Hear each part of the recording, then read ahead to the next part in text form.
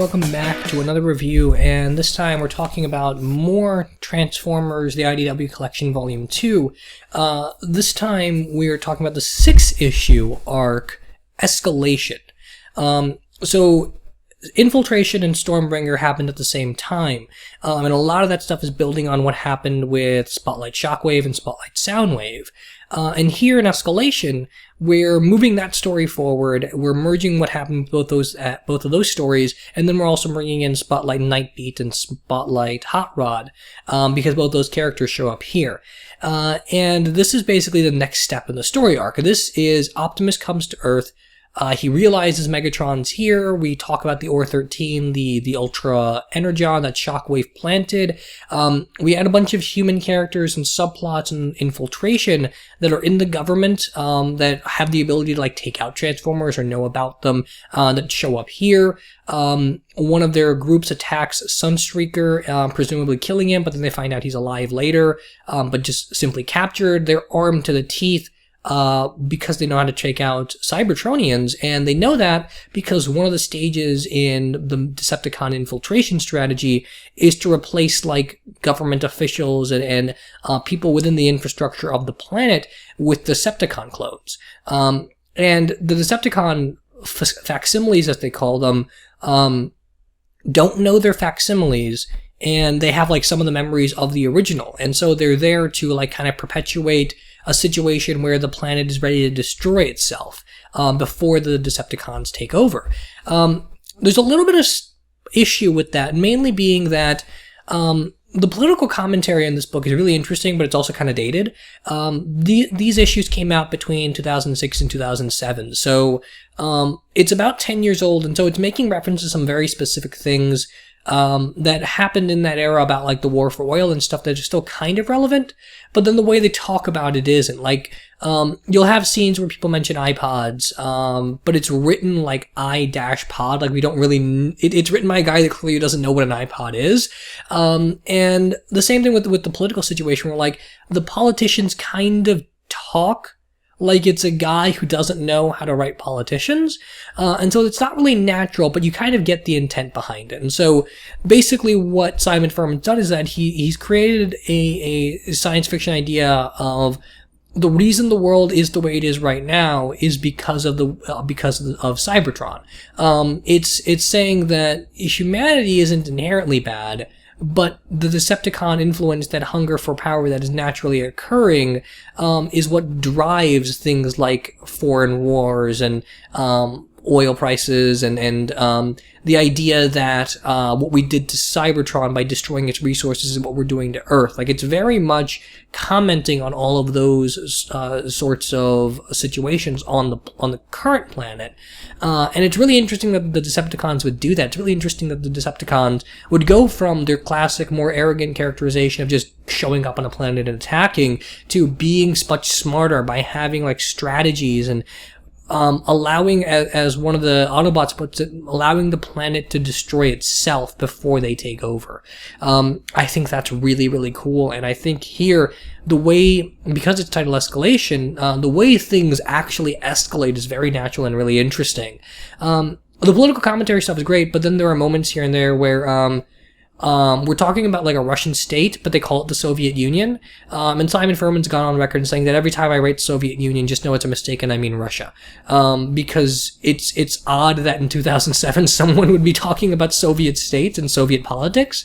So that's not great, but we have Megatron talking to his facsimile and allowing him to manipulate events so that there's a perpetual state of war in Russia, which is really interesting. It kind of breaks down a little bit when you realize that the Autobots have said that the facsimiles don't know they're facsimiles, and that's part of what makes this work. But then the way Megatron talks to one of his facsimiles, he very clearly must know that he isn't the genuine article. And so that's a little bit weirdly inconsistent. Even so, though, the fact that Megatron's having this first-hand approach at fixing these events is really cool.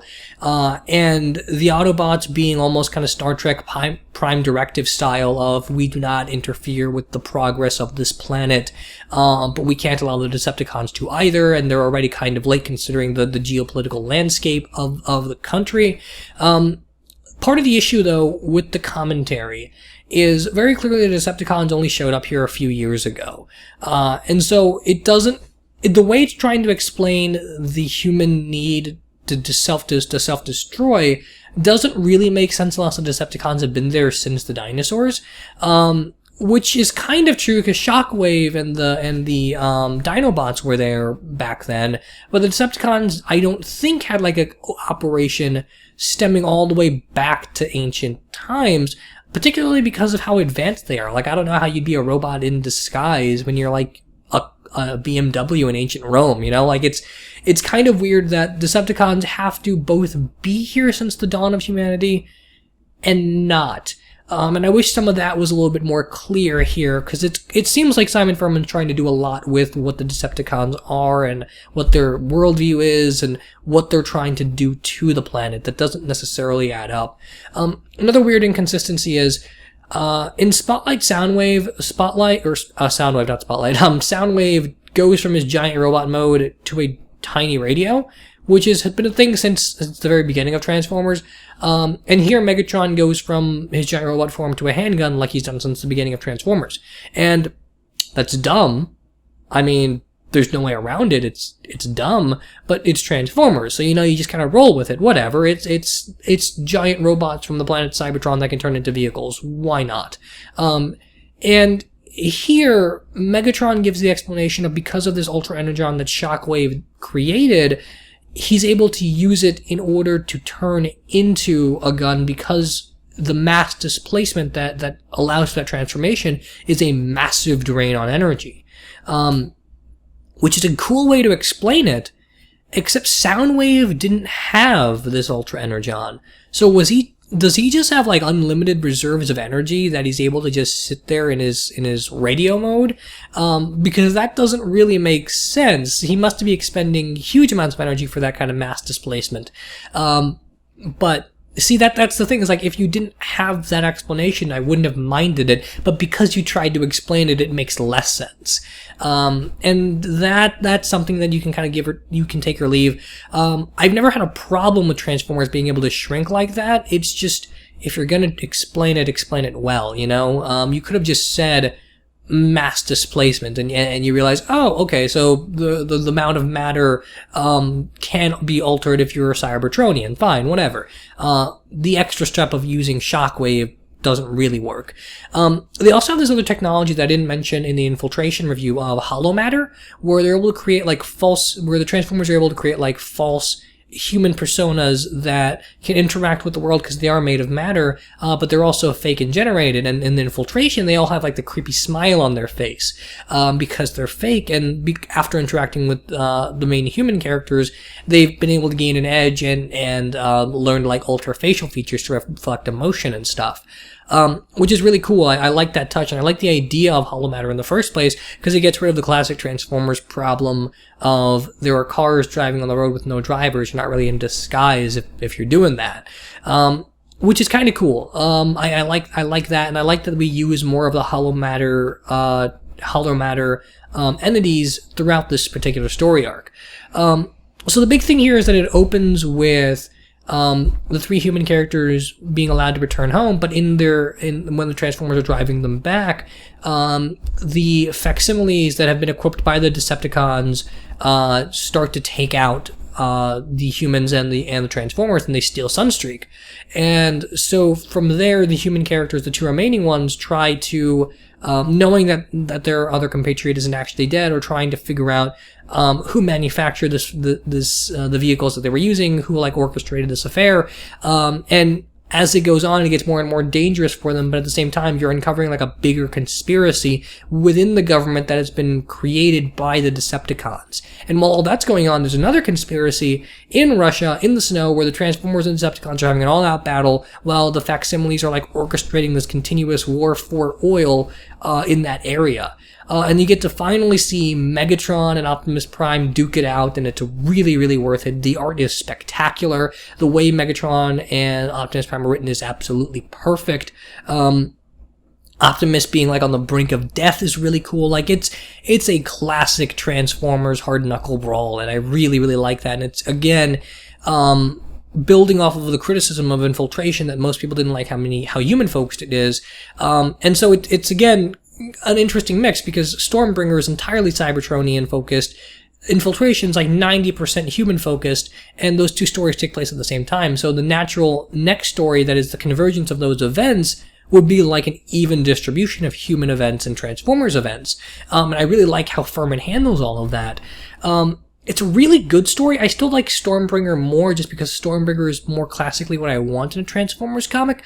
But I really appreciate like the more classic sci-fi spin that Simon Furman is trying to take here. And the 6 issues read really well together, and they do touch on a lot of the characterization and ideas we've built on in the past about Transformers. The Autobots particularly being more about protocol, the Decepticons being more about like cold calculating maneuvers, the kind of a different status quo we have for Megatron here than we had from in Megatron Origin. It's a completely full universe, and it's only been a few issues so far, and I really like that. So yeah, this is really good. Furman's Transformers just continues to get better, and better. I can't wait to finish reading this. It only took me a day to read the entire first collection. It's probably only going to take me a day to finish reading the second collection, and then I've only got the third one. At some point I'm going to have to go out and buy the next set of these, because this is really, really good stuff. I mentioned this in the Stormbringer review, but one of the other criticisms is just a minor nitpick of Optimus Prime acquires the vehicle mode that makes him look far more G1 in this, and he looks far more Cybertronian War for Cybertron Dreamwavy in Stormbringer, and obviously there's a scene in between where like his appearance shifts, and it's just kind of jarring that we don't see that. Like he just, the way it reads is like he was in space and he just like jumped down on the planet and he looks different. And I would appreciated a scene where we explain why he doesn't look anywhere near as cool as he did in Stormbringer. But again, that's just a complete nitpick. The art in this otherwise, though, is absolutely magnificent. It looks fantastic all the way through. There were not as many coloring mistakes as there have been in the past. Although with Furman, I've noticed that there are here and there lots of like grammatic errors and stuff. And that seems to be a common thing with lots of these Transformers comics. Other than that, though, it is really, really good. Not quite as good as Stormbringer, but definitely a massive improvement over Infiltration. And in leaps and bounds better than what Megatron Origin was. The Spotlight issues do factor more into this, because at the end of this you get Shockwave being uncovered by the human facsimiles. And we have a moment here where Optimus Prime talks about the fatal flaw of Or-13 during the Stormbringer arc, where it eats itself away, and the person using it basically has to self-destruct at some point, and that's what happens to Megatron here. And so in bringing that up, they mention, well, how long has this been going on, and where has this operation been? And so they bring in Soundwave being here from the 80s and Shockwave being here much longer than that. So both of those, as well as the Nightbeat Spotlight that had Optimus contact Nightbeat at the end of the issue, and the Spotlight Hot Rod, which had the same sort of situation happen, all factor into the end of this. And Dealer, or Double Dealer as he's called at the end of Spotlight Hot Rod, is a spy working for the Decepticons, and we haven't brought him in yet. We bring in another Autobot with Hot Rod that probably should have been Dealer instead, because that would have had more emotional resonance, because he's a spy. So that's kind of a misstep, but at the same time I could be made to like that more, just depending on what we do with the next set of issues. So this is really, really good. I'm really enjoying this wave of Transformers comics, and if you know Transformers history, it reads really well. If you don't know Transformers history, it reads really well. You kind of have to give it some time, is the thing. If you start buying these particular set of hardcovers, Megatron Origin is not going to do it for you, but as the story goes on, you'll be more and more behind what's happening if you don't already know Transformers. So yeah, this is really good. Really enjoying it. I'll be back next time to talk about more of the Spotlight issues before we eventually get to Devastation, which I think is the 4th arc in the main Transformers ongoing. So thanks everybody for watching, and let me know what you think in the comments, whether you agree or disagree with anything I said, and I'll see you next time.